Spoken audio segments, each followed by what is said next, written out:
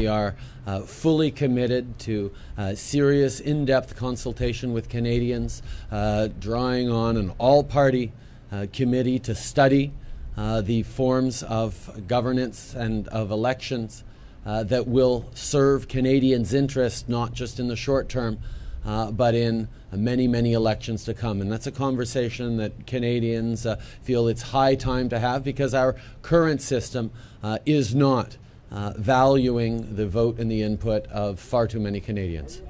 Justin Trudeau's plan for taking your power from the vote away and giving more power to party bosses. I'm Brian Lilley with TheRebel.media.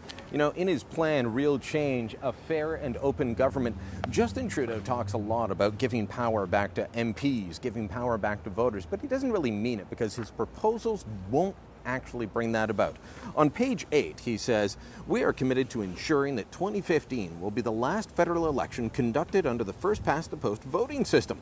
As part of a national engagement process, we will ensure that electoral reform measures such as ranked ballots, proportional representation, mandatory voting, and online voting are fully and fairly studied and considered." So he wants to bring something about. Now, he hasn't said exactly which one he prefers. Does he prefer a proportional representation? Does he prefer preferential ballots?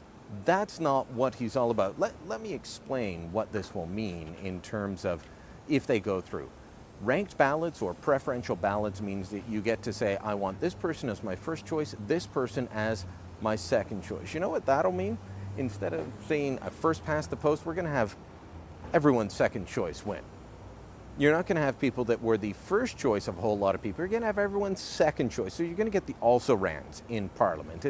It's not a very good system, but the worst one is proportional representation, because the idea is that if 30% of people vote for Liberals, then Liberals should get 30% of the seats. Except, how do you determine who your MP is?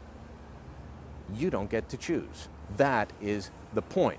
Under proportional representation, the party puts forward a slate of candidates and they choose who gets to sit in the legislature. Not you. You choose your party, they choose the person. So at that point, who is the elected official responsible to? You, the voter, or the party that gave them the seat, the party that gave them the job? Now, there are things such as mixed member proportional representation. That's something the NDP is advocating for. And under that system, you would elect a local official, and then you would also have seats set aside for proportional representation. But again, a good chunk of the legislature is going to owe their job not to the electorate, but to the party bosses.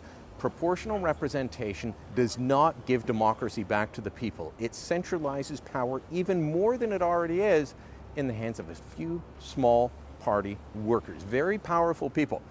Trudeau was asked if he is going to be up for putting this forward to a plebiscite, if he would put it to a referendum, and he said no. Here's what he told Maclean's, and it hasn't gone unnoticed by people that electoral reform has had a lot of trouble getting through plebiscites. Instead, he's promising responsible, open consultations. But he doesn't want to give you a vote in changing how you vote. Why? Because in British Columbia, in Ontario, and in Prince Edward Island, the people have taken a look at the options and they've said, no. I know that you like this. Politicians like changing the voting system. A lot of the commentariat wants to change the voting system. It's a hobby horse of Andrew Coyne at National Post. But you know what?